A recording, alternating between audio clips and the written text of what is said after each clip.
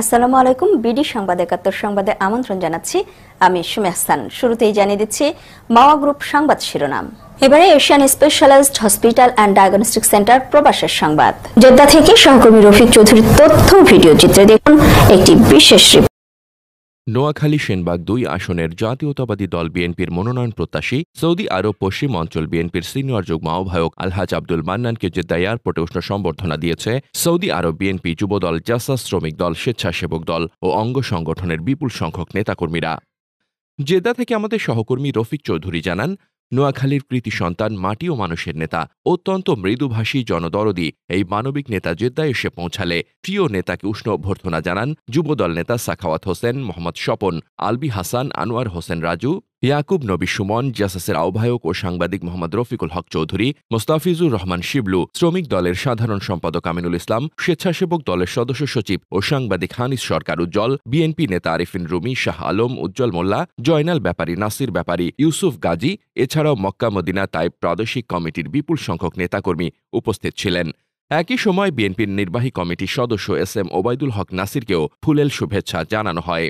আলহাজ আব্দুল মান্নান একজন দল পাগল বিএনপির নিবেদিত প্রাণ। তার বর্ণাঢ্য জীবন, সততা ও দক্ষতার কারণে দেশে বিদেশে ইতোমধ্যে বেশ সুনাম অর্জন করেছে। তিনি বিদেশে ব্যবসা বাণিজ্য করে বৈধ পথে রেমিটেন্স প্রেরণ করে দেশের অর্থনীতিতে বেশি অবদান রেখে আসছেন। সৌদি আরবে তার প্রতিষ্ঠানে হাজারো বাংলাদেশি শ্রমিক কাজ করে একদিকে তাদের পরিবারবর্গের চাহিদা মেটাচ্ছে, অন্যদিকে দেশের রেমিটেন্স প্রবাহ বৃদ্ধি হচ্ছে। তিনি বিগত দিনে করোনার মহামারীর সময় বিএনপির ভারপ্রাপ্ত চেয়ারম্যান, তারুণ্যের অহংকার তারেক রহমানের নির্দেশে কোভিডের সময় অসংখ্য সৌদি আরব প্রবাসীদের খাদ্য বিতরণ করেছেন। একই সময় নোয়াখালী, চট্টগ্রাম সহ দেশের প্রত্যন্ত অঞ্চলে দুস্থ অসহায় পরিবারকে খাদ্য অর্থ সহায়তা করে আসছেন। তিনি রেমিটেন্স প্রেরণ করে দেশের অর্থনীতিতে যেমন অবদান রেখেছেন, তেমনি নিজ নির্বাচনী এলাকায় নোয়াখালী সেনবাগ ২ আসনের সমাজ উন্নয়নে নিজের আত্মতৃপ্তিকে বিসর্জন দিয়েছেন। আমরণ দুস্থ অসহায় মানুষের কল্যাণে কাজ করে গেছেন তিনি দেশে যেমন একজন সফল ব্যক্তি, তেমনি জাতীয়তাবাদী দল বিএনপি ও অঙ্গ ও সহযোগী সংগঠনের জন্য নিজে শ্রম, সময়, অর্থ ব্যয় করে প্রবাসেও গুরুত্বপূর্ণ ভূমিকা রেখে আসছেন বর্ষিয়ান এই নেতা। তিনি আন্দোলন সংগ্রামে দেশে ও প্রবাসে সমান তালে বিপুল অর্থ ব্যয় করে আসছেন এবং তিনি তা এখনও পর্যন্ত অব্যাহত রেখেছেন। কোনো প্রবাসী বিপদগ্রস্ত হলে তাকে বিমান টিকিট দিয়ে দেশে প্রেরণ করেন। কারো চাকরি না থাকলে তার প্রতিষ্ঠানে কর্মসংস্থানের ব্যবস্থা করে থাকেন। আন্দোলনের সময় তার নির্বাচনী এলাকা ছাড়াও বিশেষ বিশেষ জেলাগুলোতেও অর্থ সহায়তা করেছেন তিনি দেশে ও প্রবাসী ফ্যাসিস্ট আওয়ামী সরকারের রক্তচক্ষুকে উপেক্ষা করে দীর্ঘ আন্দোলন সংগ্রামে সরব ছিলেন। গতকাল তিনি তার নির্বাচনী এলাকা নোয়াখালী সেনবাগ ২ আসনে নির্বাচনী এলাকায় বেশ কিছু গণসংযোগ ও ইফতার বিতরণ ও ইফতার মাহফিল শেষ করে সৌদি আরব এসে পৌঁছালেন। জেদ্দা ইন্টারন্যাশনাল এয়ারপোর্টে সৌদি আরবের বিএনপির বিপুল সংখ্যক নেতাকর্মী নোয়াখালী সেনবাগ ২ আসনের মনোনয়ন প্রত্যাশী আব্দুল মান্নানকে উষ্ণ সম্বর্ধনা জানান সৌদি আরব বিএনপি ও তার অঙ্গ সংগঠনের নেতাকর্মীরা। এ সময় সাংবাদিকদের এক প্রশ্নের জবাবে তিনি বলেন, দেশে এখন নির্বাচনী হাওয়া বইছে। দীর্ঘ ১৭ বছর পর এবার নিরপেক্ষ নির্বাচনের মধ্য দিয়ে জনগণের ম্যান্ডেট নিয়ে বিএনপি বিপুল ভোটে জয়লাভ করবে। সেনবাগের জনগণের কাছে পৌঁছতে পেরে নিজেকে ধন্য মনে করছি। জনগণের কাছে বুঝতে পারলাম ওনারা একটা সুষ্ঠু নির্বাচন চায়। এই সুষ্ঠু নির্বাচনের মাধ্যমে আমাদের একটা গণতান্ত্রিক সরকার যেন ফিরিয়ে আসে। গণতান্ত্রিক সরকার ফিরিয়ে আসলে আগামীতে ইনশাআল্লাহ বাংলাদেশের স্বৈরাচার মুক্ত যে যারা স্বৈরাচারের দোষর ছিল ওনাদের ইনশাআল্লাহ বিচার হবে। আমরা আগামীতে একটা গণতান্ত্রিক সরকার চাচ্ছি। আসসালামু আলাইকুম। এই সময় সৌদি আরবে বসবাসরত নোয়াখালী সেনবাগ ২ আসনের সাধারণ প্রবাসী ও বিএনপি ও অঙ্গ সংগঠনের নেতাকর্মীরা মাটি ও মানুষের নেতা বিএনপির দুর্দিনের কাণ্ডারি আলহাজ আব্দুল মান্নানকে নোয়াখালী সেনবাগ ২ আসনের মনোনয়ন চূড়ান্ত করার জন্য দেশনায়ক তারেক রহমানের প্রতি উদাত্ত আহ্বান। সৌদি আরব বিএনপি সিনিয়র যুগ্ম আহ্বায়ক, নোয়াখালী সেনবাগ ২ আসনের সম্ভাব্য প্রার্থী আমাদের ধানের শীষের জনাব আব্দুল মান্নান ভাইয়ের আজকের আগমন উপলক্ষে আমরা আসলাম। আমরা ওনার উত্তরোত্তর সমৃদ্ধি কামনা করছি এবং সফলতা কামনা করছি। আমরা তারেক রহমানের কাছে বিনীত আবেদন, ওনাকে যেন ধানের শীষ প্রতীক দিয়ে নির্বাচিত করে আনেন। ধন্যবাদ।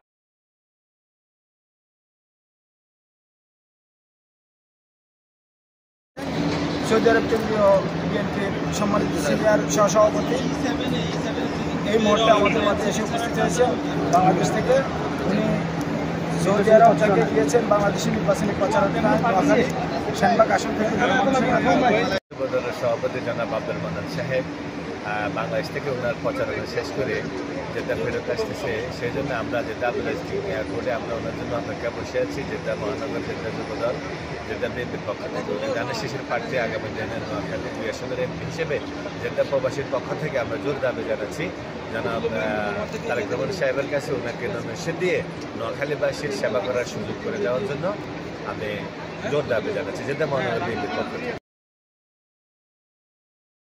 কেন্দ্রীয় বিএনপির সম্মানিত সিনিয়র সহসভাপতি আব্দুল মান্নান সাহেবের আগমন উপলক্ষে উপস্থিত আমরা জেদ্দা বিএনপি এবং বিভিন্ন অঙ্গ সংগঠন সৌদি আরব পশ্চিমাঞ্চল কেন্দ্রীয় বিএনপির যুগ্ম সিনিয়র যুগ্ম আহ্বায়ক, উনি বাংলাদেশ থেকে আসা উপলক্ষে আমরা সবাই এয়ারপোর্টে একত্রিত হয়েছি যুবদলের পক্ষ থেকে ওনাকে কৃতজ্ঞতা।